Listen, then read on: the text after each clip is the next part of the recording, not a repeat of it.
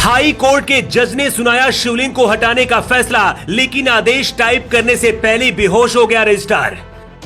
ज्ञानवापी में सर्वे और पश्चिम बंगाल में हाहाकार, सावन में अदालत के अंदर जज ने भी देखा भगवान शिव का चमत्कार। अदालत में प्रकट हुए भगवान शिव, जज साहब को बदलना पड़ गया अपना फैसला, कोर्ट में लगे हर हर महादेव के जयकारे। अदालत में जो हुआ शायद आज तक इससे पहले कभी नहीं हुआ होगा। आपने इससे पहले कहानियों और फिल्मों में सुना होगा कि भगवान अपनी गवाही देने पहुंचे, लेकिन इस बार जब शिवलिंग को हटाने के लिए जज ने फैसला सुनाया तो जज के आदेश को टाइप करने वाले की उंगलियां ही रुक गईं और वो बेहोश हो गया। इससे पहले दुनिया ने वृंदावन के उस जज साहब की कहानी भी सुनी थी, जब उनकी अदालत में खुद भगवान शिव पहुंचे थे।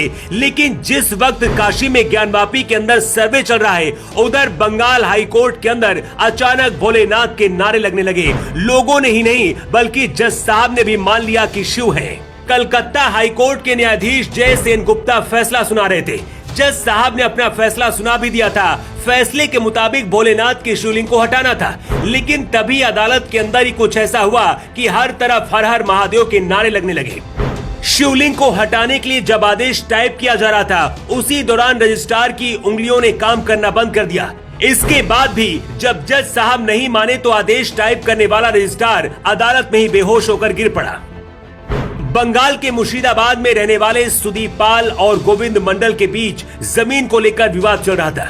इसी साल मई महीने में दोनों के बीच जमीन को लेकर मारपीट भी हुई थी। इसी दौरान एक दिन अचानक विवादित जमीन पर शिवलिंग प्रकट हो गई।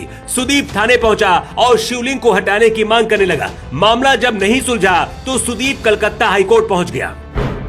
कलकत्ता हाईकोर्ट के न्यायाधीश जय सेन गुप्ता इसकी सुनवाई कर रहे थे। इसके बाद जज साहब ने फैसला सुनाया कि शिवलिंग को विवादित जगह से हटाया जाएगा। लेकिन जब फैसला रिकॉर्ड करने की बात आई तो अचानक से सहायक रजिस्ट्रार विश्वनाथ की उंगलियों ने काम करना बंद कर दिया और वो बेहोश हो गए।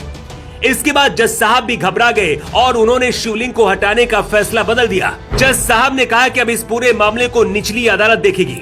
अदालत पर मौजूद हर किसी को लगा कि भगवान शिव की शक्ति का ही असर है। एक कहानी है, वृंदावन में एक महात्मा घूमते थे, जिन्हें देखकर लोग कहते थे कि जज साहब आ रहे हैं, देखो जज साहब आ रहे हैं। ये कहानी 32 साल पुरानी है। एक संत से किसी ने पूछा कि आखिर उस साधु को लोग जज साहब क्यों कहते हैं। इसके जवाब में उस साधु ने बताया, वृंदावन में केवट ने साहूकार से कुछ कर्ज लिया था। पैसे लौटाने के बाद भी वो उसे परेशान करता था। मामला अदालत में पहुंचा तो जज साहब ने केवट से पूछा कि कौन है तुम्हारी तरफ से गवाही देने के लिए कि तुमने पैसे साहूकार को लौटा दिए। इसके जवाब में केवट ने कहा कि इसकी गवाही के लिए शिव शंकर है। केवट शिव का पुजारी था। इसके बाद बुजुर्ग के भेष में कहते हैं कि खुद भगवान शिव अदालत में केवट की गवाही देने के लिए पहुंच गए थे।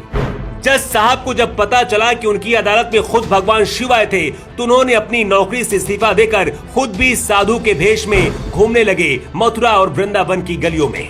ऐसा ही कुछ इस बार भी कलकत्ता हाईकोर्ट में दिखा।